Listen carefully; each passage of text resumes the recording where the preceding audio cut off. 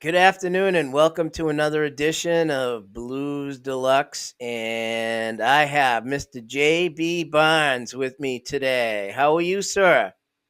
Doing great, great. It's wonderful to be here with you, John, on Blues Deluxe. It's a wonderful, wonderful program you have, and I really appreciate you taking the time to chat with me today.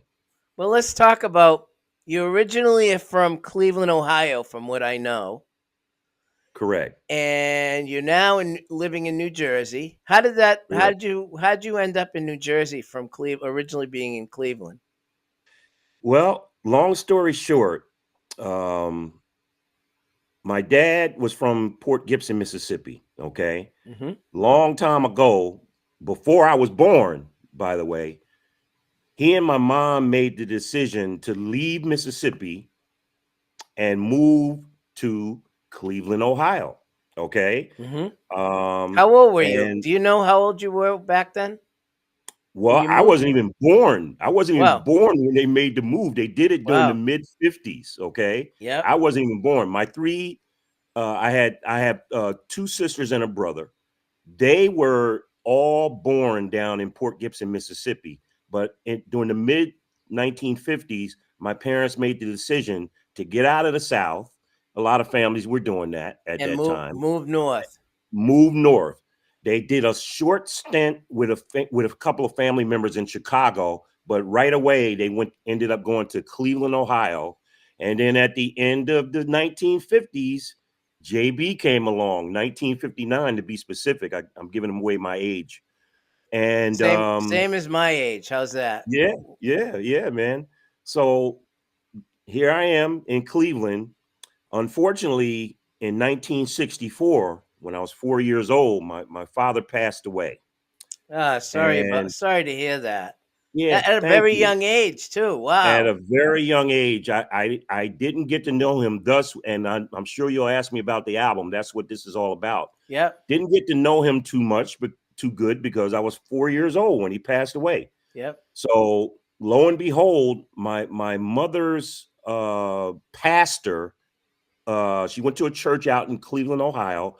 Her pastor was from Newark, New Jersey, and he introduced my mom to his brother, who also was from Newark, New Jersey. Yep. And his brother was still living in Newark, New Jersey. They met sometime when he traveled out to Cleveland.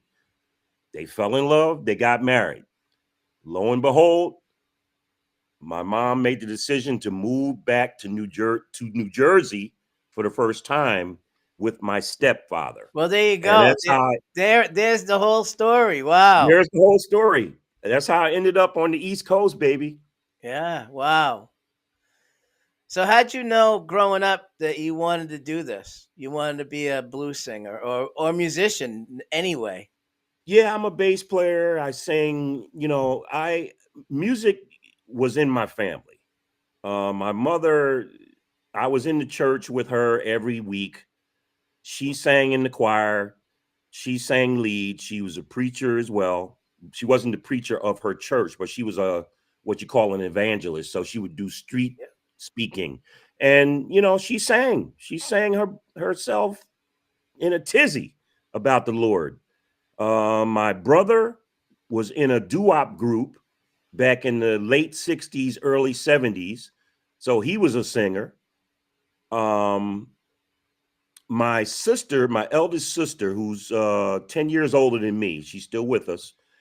She married a gentleman that was a bass player, and he played with the likes of Roy Ayers and people like that. So Wow. that's kind of how I got interested. And this is when I was maybe 12, 13. That's how what got me interested in playing the bass specifically was through him. And you can sing too, boy. The new record is great. I like it, by the way. Thank you. Well, I tell you what, I can't take all the credit. The real good singer on there is a gentleman named Stephen Braxton, who also happens to be my nephew. He's an R&B singer who one day on my first album I was looking for a singer and I said, "Wow, who can I get to sing lead on some of these songs?" And then I said, "You know what, Stephen." Steven. So I call him up. I said, Steven, I said, you ever sing blues before? He says, well, no, not really, but I'll try it. So he brings kind of like a R&B Yep. flavor to You the can blues, you as you you hear. you can hear it. Hmm. So growing up, you learned how to play bass. Any other instruments? No other instruments, just the bass, little percussion. And, I didn't really have any formal training. So played by ear, and just listening to music. I listened to all kinds of music. I grew up actually on jazz music, you know. That was my next and question. What were you listening to growing up? I was listening to the likes of Miles Davis, John Coltrane, and at a very young age. And of course, through my sister and brother, I was listening to the Motown era. And then when I got into high school, I got into sex, drugs, and rock and roll. So I was listening to anything from Led Zeppelin. My brother liked Jimi Hendrix. I learned about Jimi Hendrix. I mean, the British invasion. I listened to all types of music when I Yep. was growing up. And what really fascinated me was the fact that all the rock and roll and blues and jazz is all joined at the hip with blues. Yep. Blues is the foundation Of it for all of all. those Of genres, all of it. Yes. of all of it. The blues is the foundation. And so in my love for what I was listening to, I wanted to go back. I wanted to really put some time into learning, about the old blues players, the Muddy Waters, the BB King, John Lee Hooker, Howlin' Wolf. I just was fascinated by that. And I was fascinated with the Brits who really adored these old blues players, like Yep. I just mentioned. They patterned their music on the blues. The Rolling Stones named their band Yep. from a Muddy Waters song. Yep. So I just was grounded in the blues, as like I said, it was joined at the hip with all those other genres. So the So blues is where I what'd wanted you to be. learn from all that growing up, studying those guys? What'd you learn from all of that? They had hard lives, man. They had hard lives, and they spoke through their music. They spoke through their music. They lived through their music. You know, Muddy Waters coming from Mississippi, BB King coming from the cotton fields of Mississippi. They picked up a guitar and went north, like my family did as Yep. well. We didn't Yep. go for the music, but in learning about those You guys. moved north like everybody else did at the time. Your Yeah, yeah, family. yeah. It was a lot of bad things going on down there at the time. Yep. And my parents, wanted a new start, so that's what made them get out of there. And eventually, I came along, and I wanted to study and look back and pay tribute, to a lot of those great artists that came before. Well, let's talk about something you and I spoke about before in this interview. Is you've been working a regular job all these years, and then finally, just recently, in the last few years, 2 or 3 years, you retired from your day job. Tell Yes, me about that. And we were talking about another blues artist that we both know who was doing the same thing, Toronto right. Cannon. Tell me about what that was like for you to decide that you wanted to retire and go into music full time. Well, I tell you, Toronzo Cannon, it was a great inspiration to me. I've seen him many times. He's from Chicago. He's the real deal. Yeah, he is. He's the Chicago way is what he talks about. Yep. Well, I worked for the phone company for 30 years, meetings. I was in sales, and I kind of learned how to sell. But I said to myself, what else can I do to deal with the stress? And what I did, I played music all along the time that I was there within in that company. I played music. I did it mostly on weekends. Yep. Um, and finally, in I've been retired a little over 2 years now, retired in August of 2023. So it's pretty recent. And I finally said, the company was offering packages to leave. I was 64 at the time. And you know what? I said, if they're going to pay me to leave, this is the perfect timing because, when the sun, moon, and earth align, sometimes you got to take advantage of that. Yep. So I said, here's a chance for me to get out while I'm still, got my sanity And young and enough. You're young enough to be able to do young it. enough, Yep. the retirement age was just about there as well. So, the pension and all of that, I combined those three things. So now I felt as though I can afford to be out here and do what the greats have been doing for so many years. We don't get paid a lot of money to do these shows, but we do them. Why? Because we love Love it. them. Right. And that's We why I love still it. do this show because I love it. Hmm. Same thing. And if you can do something that you love to do, it's not and get paid for it, it's not work. Right. Right. Correct. Yep.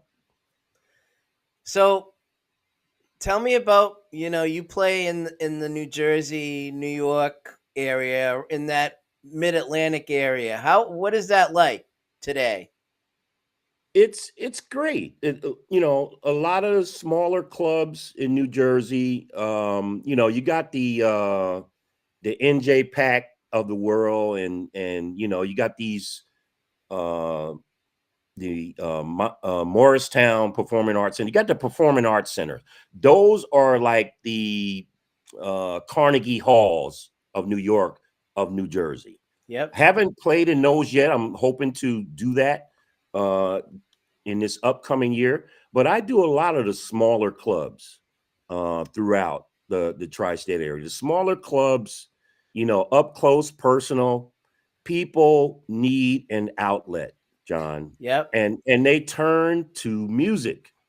They love the Well, blues. it's an Pe- escape. It's an escape. Yep.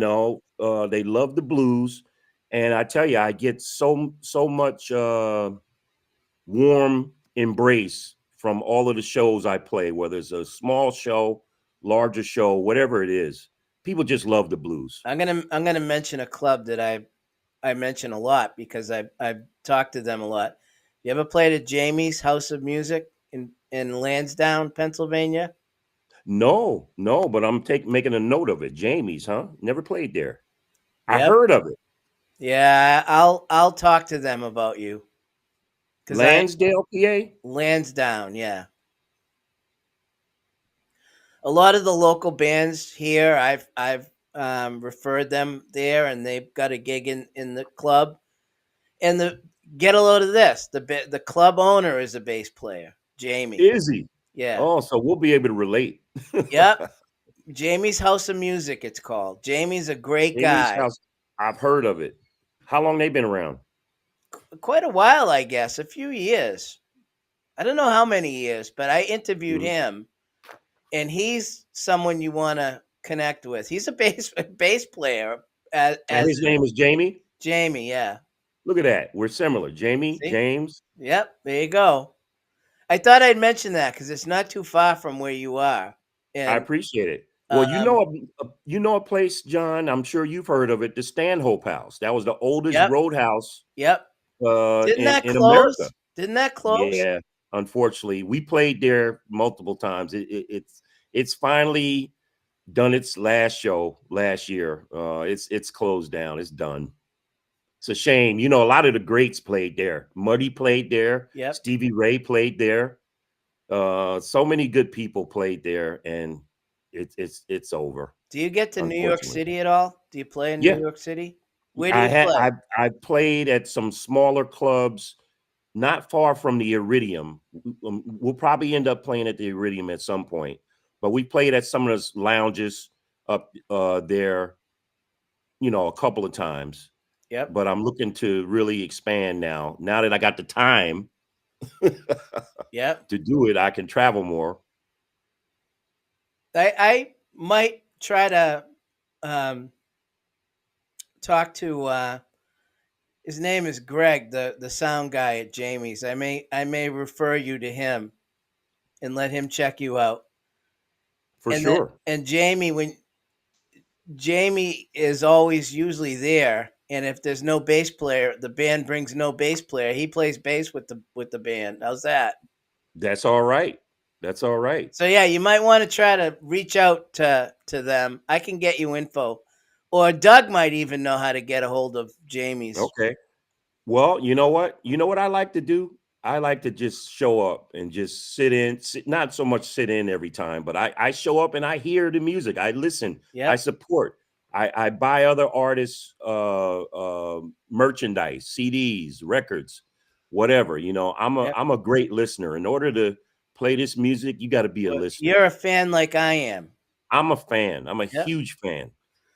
All right, I'm let's. going to the Reading Blues Festival. You ever hear of that? That's Yep. out I in have. Pennsylvania. I'll Yeah. be Ready. there in a couple of weeks. Cool. So let's talk about you put a record out in 2023. Let's talk Yes. about that. That was the first album, right? Post That was the retirement. first album I put out called JB's Favorite Things. What I wanted to do was, again, I did more covers on that album than originals. I ended up with like 4 originals, but about 12 covers or 10 covers. So I really wanted to kind of like pull together things from my history. Yep. Ended up doing a Miles Davis song on there called All Blues. You know, that came out really well. And my friend producer's name is Anthony Krizan, who I've known for many years. We recorded it at his studio, Sonic Boom Studio in Raritan. And I came to Anthony. I said, Anthony, I'm ready to do a blues album, a solo blues album. And we started the project during COVID, so that was pretty interesting. It took 2 years to get it done.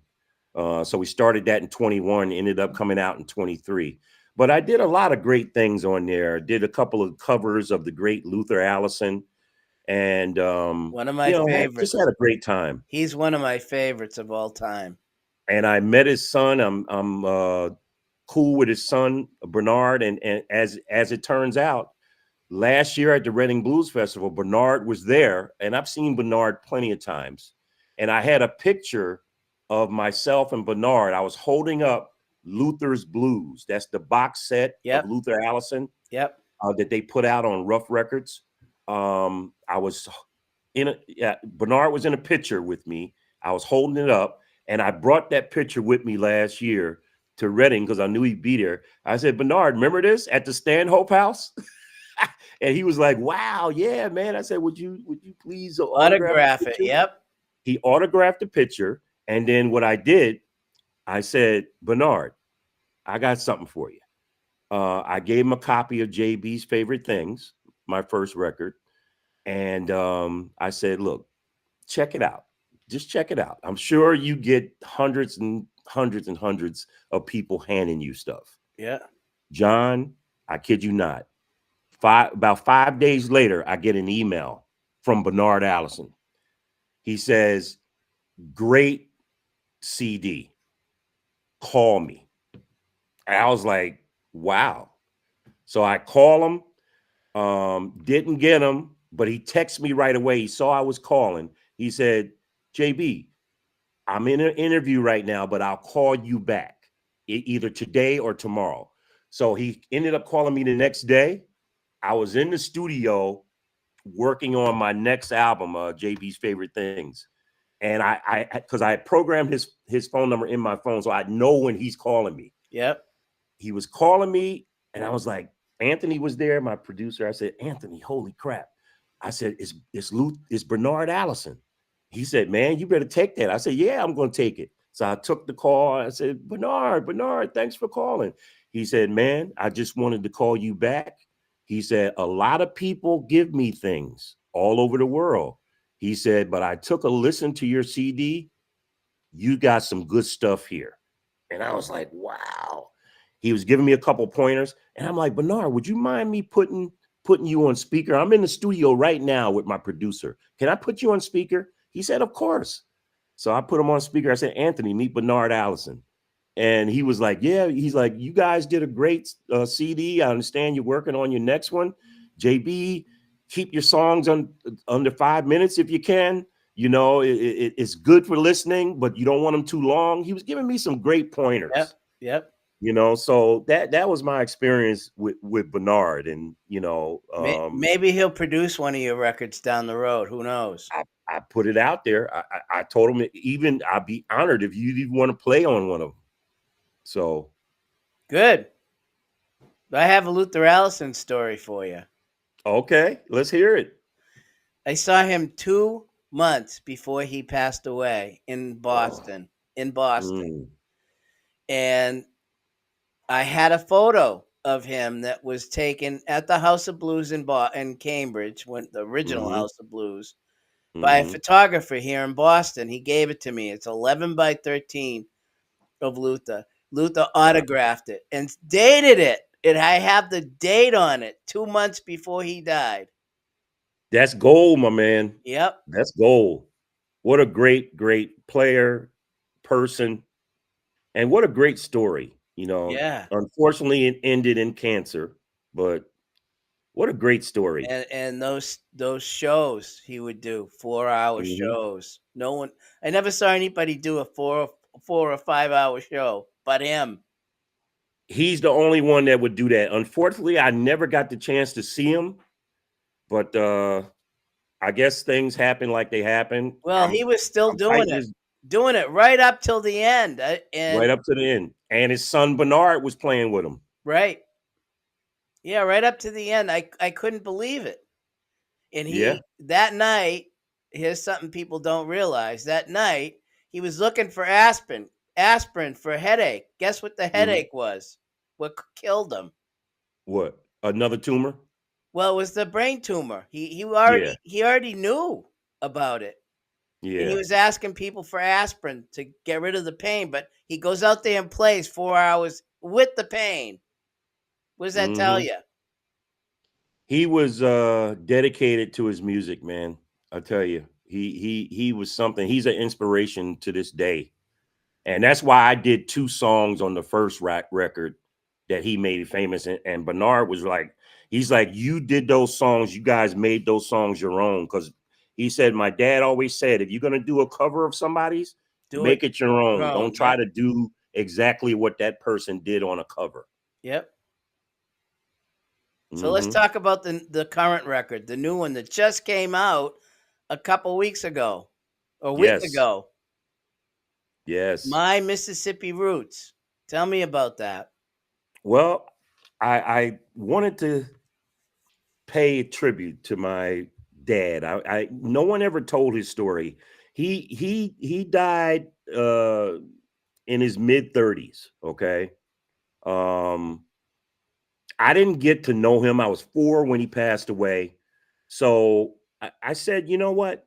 All these years later, I want to do something to pay tribute to my dad. Not only him, but my mom too.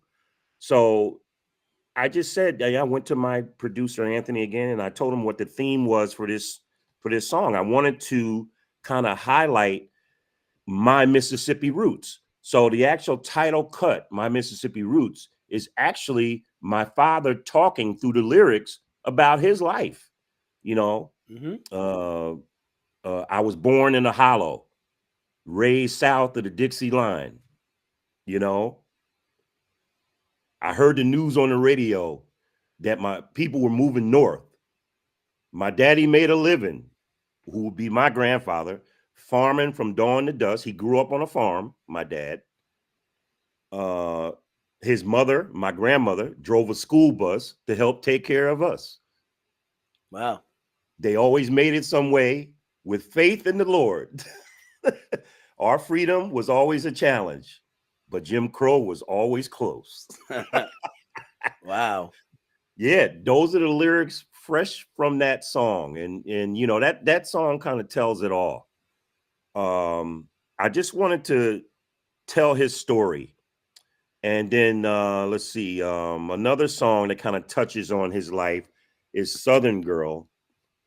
that song is more of an assumption. You know, that's me thinking of him when he was in his 20s, 25 maybe, Yep. thinking that he wanted a woman to walk through life with and a partner. And of course, he was a Southern man. He wanted a Southern woman. So Southern Girl was him asking God to shine a light from God to him for love, for him to find love. Yep. He eventually found a love. He found my mother. She was from the state of Louisiana. They met, got married, and There you that's how go. I ended up getting here. So this album is a tribute album, kind of. Yep. And there's covers on this album. I want to ask you about one of the covers Yes, why you decided that song, because someone else has done that song. right. Sarah Which one? Smile. Oh, Sarah Smile. Okay, so Sarah Smile, of course, the Hall and Oates blockbuster song, R&B song, great song.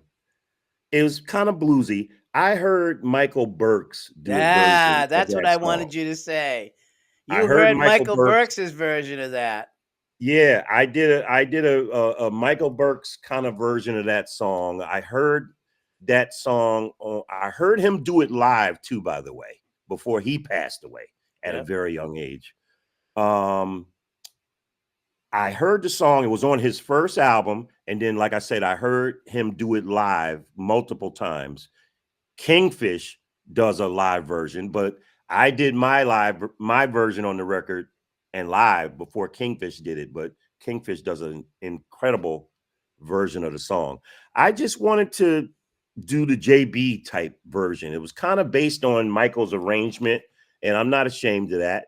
But I love the song from years ago. And again, Stephen Braxton is just singing the heck out of that song. Um, Yeah, you guys make it your own, like he did, Michael Burks did. mm-hmm. Appreciate that. I was blown away. I'm going, oh, another version of Sarah Smile, and I went, and then I listened to it, and I went, wow, another great version of it. Thank you. Thank you, John. Yeah, I don't hear many other blues people doing it. Like I said, I heard Kingfish do it, and he just killed it. And That then young man is something you else. do a Jeff Beck song on this record too, which is pretty interesting. Yeah, yeah. I mean, Jeff Beck was one of my heroes. Just a very, very subtle guy. He kept true to the music. Jazz fusion, I think, is where Jeff Beck's real strong point was. But he was about the blues. He was about the rock and roll. I mean, he was in the old, what was that group he was in? Not Blind Faith. What was the other The group? Yardbirds. The Yardbirds. He was in the Yardbirds. He leaves the Yardbirds. Jimmy Page takes his place, or something like that. Yeah, they were both in But it at the same time, they and were then both in it. I think Clapton was in it at the same time too, if I'm not before mistaken. Clapton He was was in before. first, and Okay. then Beck and Jimmy Page were in it together for a short time, and then Beck went on his own, and Jimmy Yeah. Page started Led Zeppelin. Right. Right. So so it was just something. Anthony, who does a lot of the guitar work as well as produced the record, Anthony Krizan, he played with the Spin Doctors. I don't know if you know his story. He's been No, around for a while now. Anthony played with the Spin Doctors for several years. He replaced the original guitar player. He's played with Lenny Kravitz. He's played with wow, Noel Redding. Uh, you know, uh, history. He's got yeah, history. Lobo, and he's younger than us. But Anthony was like a child prodigy. At the age of 16, he was playing some serious licks on guitar. But anyway, I kind of surprised Anthony. That song wasn't going to be on this record. And I said, we were tracking another one of the tracks with a drummer named Carmine Diorio, great drummer. He played on the first record as well. And I said, you know what? I'm going to shock Anthony. I'm going to put him on the spot. This is how you sometimes get good things to happen. So I knew I was going to be in the studio with Anthony on a certain date. And I call him up. I said, Anthony, do me a favor, bring in another engineer, instead of you engineering. I said, I may want to try something. And he was like, he didn't think nothing of it. He said, okay, James, no problem. I'll bring in another engineer. I said, I'll pay the guy for the day. So we tracked another song with the drummer Carmine. So then I said, Anthony, I said, I want to do a live kind of tribute of a song by somebody. He's like, really? I was like, yeah, yeah. He said, well, he's like, what song is it, James? I said, it's a Jeff Beck song. He said, what? Wait a minute. He's like, he said, what? I said, yeah, man. I said, Anthony, trust me, you can do this. So I said, the name of the song is Brush with the Blues. Did he I know said, I it? want you to hear Jeff's. He didn't really know it. He heard it before. Yeah. But I said, and that's Anthony. He's got such great ears, and Yep. he knew Jeff Beck. He met Jeff Beck a couple of times and just admired the hell out of him. So I said, Anthony, man, while we have Carmine on drums, I said, I want to just do a live version of this. And let's just try it, man. Let's try give it a try. Let's give it a shot, man. I said, if we fall on our face, and I said, I could too, any one of us. The drummer never really heard the song, but before we started recording, we all just listened and listened and listened and figured out the arrangement we were going to do. So Anthony's like, man, okay, man, let's just go in here and give it a whirl. What you hear Is on what you this got. CD is what you got. No overdubs. No, just 3-piece, all feel. I'm so proud of Anthony Krizan. He just killed it. Brush with He the just killed it. Blues is the name of the Brush with the song. Blues. That's a Jeff Beck song, and it's just my way of paying tribute to Jeff Beck. And you did a Rolling Stones song on there. Did a Rolling Stones song. Well, on the first album, I did a Beatles song called "Old Darling." So I said early on, I said, you know what, I want to do a Stones song on this record, and I picked Wild Horses simply because it kind of connected to my dad again. My dad loved my mother so much, John. Wild Horses couldn't drag him away from her. The only thing that took him away from her was his death in 1964, unfortunately. But that song kind of really hit home for that reason. And then I also wanted to do kind of like a R&B feel of the song. I had heard many years back a version of this song by a guy named Otis Clay. I don't know if you know who he was. I know who he is. Yeah. He did look up his version. He did a great version of this song too. And he brought the R&B flavor, and that's kind of what I wanted to do. Brought in Stephen Braxton again to sing lead. Brought in another singer named Oriah Aspen, who I met in the club scene with her dad, who plays all around. Glenn Alexander, great guitar player. His daughter sang, and I just rang him up one day and said, hey, I'd love for your daughter to sing some background vocals on a Rolling Stones classic. She said, yeah. And there you have it. I think that song, it came out, it's a masterpiece. It really came out very well produced. Anthony, with the innovation that he always has, he extended the interlude and threw a guitar solo over top of the interlude, which you'll hear. It came out great. We put our stamp on it. JB. Well, I got a question for you. You talk about your background and doing a Miles Davis cover. When we gonna? Now I don't even know. I don't know about the older records because I haven't heard them. I've only heard this one. When are we gonna hear a John Coltrane song? Good question, isn't it? That's a darn good question. Coltrane. And there's a lot of stuff he did that you could do. Yeah, there's a lot of stuff he did. What a genius John Coltrane was. What a genius. And thank God his son is still around. Robbie Coltrane is still around. I mean, he's not the same player, but just like my son is the real talented one, Jared Barnes. He's a piano player. And he's come from a jazz background. He went to Berkeley, got College of Music, graduated. He's playing throughout the first record. He's playing throughout this record. So that's a good question. John Coltrane, you know what? You're dead on, because I'm already thinking about the next record, John, and I'm going to give you a sneak peek. The next record, I already have a couple of songs ready for it, which I put in the can from this record. One of them's a great song written by Joel Zawinul called Mercy, Mercy, Mercy. Yep. Okay, we're doing that one. The name of this next record after this one is going to be Blues/Jazz Joined at the Hip.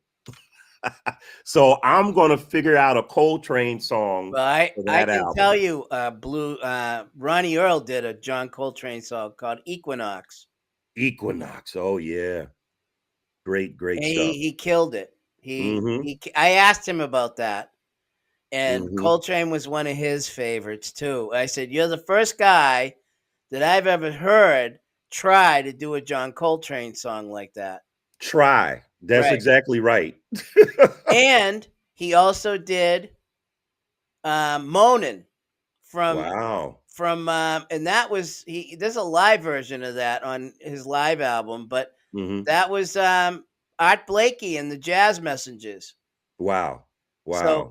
so Ronnie is into converting a jazz song to make it his blues song. Yeah. Well, that's what we did on the first one. JB's favorite thing. We did all blues. I just had to do it. My son arranged that particular song, that version. But yeah, Coltrane's next, man. There's a lot of Coltrane stuff that you could dig into and play. I bet you it would be great if you did it. Try to do one. I'm gonna do one just because you asked me this question today. I'm writing that down because I'm writing down names of songs for the next record. So Coltrane. Well, some of the early records, the early 50s records, Coltrane records, Mm-hmm. you could probably do some of those songs. And then before he went completely um, jazz fusion in the late 60s, there's Mm-hmm. a whole bunch of stuff when he was between the late 50s and early 60s that you could probably do any of those songs. No And doubt about it. I still go to record stores, the few record stores that are left. I picked up um a Miles Davis live recording, and it's the last tour that Train did with Miles right, before he left I Train. know that record. You know that record? It's Yeah, like I a know. four box set, Yep. and oh my God, when you listen to that and you hear the solos and Miles, you know what Miles is? Miles used to say, "Oh, he's a bad blah blah." You know what I'm saying? I don't know if I can Yep. curse on the Yep. radio. Yeah, you can't. But yeah, you're Yeah, right. he's a bad. Yep. Yeah, the only problem I had with him is he solo too long. He solos twice as long as me. Right. But when I heard that particular live record, they were in Stockholm or somewhere. Yep. I knew that Train had outgrown Miles. He had outgrown Miles. Yep. It was time for him to just step off completely on his own, even though he had several albums out before he actually left Train. But it was time for him to move on because he was miles ahead of Miles by that time. Yeah, and there I'll tell you how I got into Train. I was working in a record store back in my late teens, early 20s, and I was managing the record store. It was an old Mm-hmm. Strawberries Records, if you remember those record stores back Mm-hmm. then. But and there were like five guys that would come in that all they wanted to do is buy jazz records. I mean, imports, you name it. And they turned me on to Coltrane records. I mean, For the it was first like, time. yeah, and they said you need to buy the ones that he did early in the 50s on Prestige. Mm-hmm. And there's a box set out now. It's like 16 CDs of all the Prestige Oh, I records. gotta get that. I have it. I can get it for you. I have it Oh, electronically. please. And I started listening, right? And I'm going, man, where did this stuff come from? Where, who is this guy? Yeah. And the more I listened, the more I realized how great he was. People didn't realize how great he was even when he was out playing. It's true. It It's was true. after. People, he was like the Jimi Hendrix of jazz. Yep. He was one of those comets. They flash through the skies like Halley's Comet every Yep. 70 years. Somebody like that only comes around once in a lifetime. And it took him a while though to find himself, Right. But and he and was once he he was yeah, testing the waters. He had he was different band members. I mhm, mean, from different periods, and he was tough to deal with too. I had read about. yeah, Eh, yeah. Miles gave him a platform, okay, in the early 50s to do his thing. and He he just learned he so took much. off. He just took Yeah. off. He learned so much from Miles, and then he had a problem with the drugs. And Yeah. Miles didn't go for that because Miles had been through that many years and Yeah. before, and he didn't go for that. Once he found out about Train's problem, he kicked him out of the band. Okay, kicked him out of the band, and that was the best thing Miles could do to help him because he got himself together. But when he got kicked out of that band, guess who picked him up? The great piano player, Monk. Right. Monk was like, man, all Right. right, Miles got rid of you. Come on with me for a little while. Yeah. And Monk taught him chord voicings and stuff that he would have never learned had he Yeah. not went with Monk. And then Train, Look at all the great bands that the Train had after that. I mean, yeah, some of those he guys are still out there playing today. they are. They are. And but yeah, that early 50s stuff, I can get you some of that. I have a lot of that. Those guys in the record store, I'll tell you, they turned me on to all of it. I have Japanese pressings of some of that stuff. It's so Mono, much of the that out there. mono recordings, not just stereo, mono recordings from back then. Mm-hmm. Mm-hmm. Yeah, it's a lot of good stuff out there by Train. He begged Miles to take him back. He begged him to take him back. Miles brought him back, but guess what? Miles said, "Now you're the third horn." Because guess who he had in the band when he brought Yeah, Train back? I know. Cannonball Adderley. Yeah, and they were great together, both of them. Yeah. Yes, they were. They were. Well, Miles was a genius in his own. He was a genius. And then all the great the 50s bands that he was in too with, Hmm. I mean, all the early Miles Davis stuff, Hmm. Walking and all that. Those records are great, all of They're them. great. They're great. Well, hell, he played with Charlie Parker and Yep, Dizzy Gillespie. yep. And then what Miles said about that was he was like, they play too daggone fast. They too fast. They play too fast. Yep. So thus came the birth of the cool. Right. He's like, I'm gonna slow it down and take See, my time. see, you've done your research. You know a I've lot done my about these research. guys, I've done my research. like I've I done a do. lot. I know a lot about both of them, and Hmm. it's amazing what they did. Yep. Oh yeah. So tell me, where do you see yourself in the next couple years? Well, I want to be going out live, man, on the bigger festival scene. I want to do the festivals. I want to do the festivals. I want to put out, like I said, a blues meets jazz or blues and jazz joint at the hip. It's going to be some kind of name like that. I want to put out my next record probably into 26 or maybe early 27. So you're gonna dabble into some jazz to bring some jazz into the blues. Yes, that's what the plan is because that's just part of my heritage. That's who I am. Yep. I wrote a song that didn't make this record, and I didn't think it fit for this record, but it will fit In the on next one. on the next one. It didn't fit for this one, just like Mercy, Mercy, Mercy didn't really fit for this one, but it'll fit for the next one. So yeah, I see myself doing bigger shows. Another record coming out in the near future, and maybe some collaborations, man.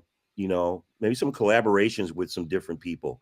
Hell, if I could get Bernard, if he sees this There interview, you go. Bernard, I'd love to There you do go. a collaboration with you or Ronnie Baker Brooks. My heroes. Those guys are my heroes, man. Toronzo. I saw Toronzo last week in Morristown. Yep. Yeah, at a place called the Laundromat. I bet you he would. He's a guy that would do stuff like Yeah, that. yeah. I handed him. I said, when he signed my picture of him from the Reading Blues Fest. Yeah, he signed a picture that I did with him in 2019 when he was at the Reading Blues Festival. So I said, remember this? He said, yeah, yeah. I said, man. He's like, when was this? I said, 2019. He said, oh, wow. Well, I said, would you mind autograph? He said, sure. He autographed it. I said, thank you. And I said, here, I got something for you.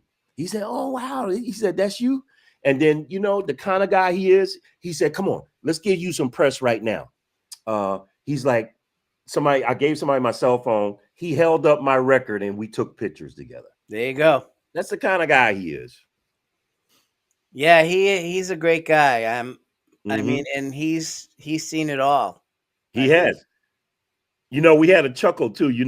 He said, yeah, man, I just got married. I just moved to Minnesota. I said, what? You moved up there? I said, Chicago wasn't cold enough for you? What did he say? Yeah, he said, yeah, man, it's cold up there. I said, well, Bernard's up there too now. He said, yeah, that's right. Bernard's up there. I said, you got married again? I said, man, I thought you hate love. Yeah. That's a great song. I know. I said, I thought you hate love. He looked around. He said, my wife ain't here, is it? He said, I'm going to do that song tonight. What a funny guy he is. So tell the listening audience how they can find out about you. And before you do that, I'm going to tell you, I am going to play your whole CD when I rebroadcast it this weekend on Saturday at 4 p.m. This Saturday at 4 p.m. Thank you, John. I'm going to play the interview, and then right after the interview, the whole record's playing. Can you send me the link for your... Yeah, I'll send you the link. Beautiful. Right now, my record, you can get it on off of my blues website. It's called JB keepingthebluesalive.com. How did you get that? That's pretty cool. Yeah, well, thank you. I just said, I have a small 3-piece band called BBD Rhythm Blues. Okay, that's one thing. Great guys. We do local gigs with them. But I said, I wanted to have something else that stood out. And I think the great Joe Bonamassa has something similar because his name kept coming up. And when my media guy was searching names, he said, this is available. JB keepingthebluesalive.com is available. So I said, cool, take it, snatch it. Yeah. Because that's where I'm going to put all of this stuff. Of course, this record's going to come out on social media. In the next, I'm working out some details with the distribution outlet. But people can go to my website and request a copy of it, and we'll get it to you through the snail mail, but you'll get it. And on that website, jbkeepingthebluesalive.com, is also where I'm going to post the different shows that I'll be doing to promote this record. Yep. We'll be doing some record release shows. There's a place I'm looking to get into a place called Muddy Waters out in Asbury, New Jersey. Not Asbury Park down the shore, Asbury, New Jersey, like going towards Pennsylvania. You might know about it. Yep. Great place. I'm going to try to do a record release show there and a couple other local places. I know the year's winding down, but I'm looking to do at least 2 or 3 record release shows during the month of December, late November. Hell, the holidays here. So it'd be December rather. So people can go online where to get info. I know the website, but other places they can buy your CD or get your CD? They can specifically go on the website right now because, like I said, I'm working on distribution outlets, and it's just taking me a little longer than I thought it would. But they can go on to jbkeepingtheblues.com, keepingthebluesalive.com. Yep. And get information, or they can just email me directly at ellis.barnes1977 @gmail.com. And that way I can get you a copy directly. And I'll even autograph it. There you go. Something a little extra because, you know, everything is online now. And I know, I'm a little bit late with that, but there's reasons behind it. Okay. There's good reasons, but I'll give people the special treatment if they come to me directly. When we get off the interview, um, I have your phone number too. I will send you some music that we've been talking about. I have some music for you that we just talked about with Coltrane and a couple other things you might be interested in. I would say so, my friend. We are so in from the same cloth, Era. We're John. from the same era. We're from the same era. Ellis. Barnes, 1977. That's the year I graduated high school. Me too. So, we're from the same era, my man. Well, you're talking, it's going to be 50 years we graduated from high school in a couple years. I know, and it's going to be a 50th reunion somewhere. I grew up in Westfield, New Jersey. Yep. Ended up from Newark. My mother, when she moved to from Cleveland to Newark, New Jersey. I mean, Cleveland wasn't a star city back then either in the 60s. It's not what it is today. But we went to Newark, and Newark was rough. So my mother dealt with that for a year and a half. And she said, She said, I'm getting my kids out of here. She told my stepfather, you can come if you want to, but I'm going to find a house in a nice little town in suburbia, and I'm getting my kids out of here. I shouldn't have to walk my kids to school and wait for them when they get out of school. Thus, she got us into Westfield, New Jersey. God rest her soul. There you go. That's where I grew up, Yeah, Westfield. and a couple months ago, two guys I graduated from high school. We got together. I hadn't seen both of them for quite a while, and first thing I said to them is, "What are we doing in 2 years? It'll be 50 years." And they laughed. They looked at me and laughed. They go, "It is." Well, we in 77, we used to laugh at people that were 60 something years old. We used to say, they're old as heck. Yeah, look at us now. Now, right? now we're those people. Right. Where'd you grow up? I hear a New York accent. No, I'm in Massachusetts. I grew up in Massachusetts. That's what it is. Yep. Okay. Well, my son went to Berkeley College of Music, so I know a lot about your area. There you go. Yeah, he did 4 years up there at Berkeley, graduated from 2009 to 2013. And one of the best pieces of advice I gave him when he first got there, he's a 18-year-old kid. I said, Jared, do not wear Yankee gear in Boston. You're right. I said, be very careful with the Yankee hat. Right. I said, man, don't wear that stuff up there, man. They're worse than New York fans. They're fanatical about their teams. Yeah. Do not wear Yankee gear up there. You're right. He found out the hard way because he didn't listen, and he's walking down the street wearing a Yankee cap, and people turning around looking at him. Yeah, you crazy? You're you crazy? Yeah. Hey, funny part, Fenway Park is right down the street from Berkeley. I know. Yeah, yeah. Great city though. Boston. Yep. Great city. I learned a lot about Boston. Nobody could beat Boston's seafood. I tell you that. Well, if you ever up here and you have a gig up here, or you come into the studio and play, I have a live studio. Oh, beautiful. For sure. We'll have to get you come up. Absolutely. So, James, I just want to say thank you for taking an hour of your time to talk to me. John, the pleasure was all mine. You're doing a great thing. Blues Deluxe, thank you for doing what you do. Because if it wasn't for what you do, people wouldn't hear what we you do. Right. Okay. So thank you so much. Keep doing it. I will. You're doing a great job. And send me your link. I'm going to be listening to your show, buddy. I will send you the link. And yeah, 4 p.m. Eastern this Saturday. I'm gonna feature your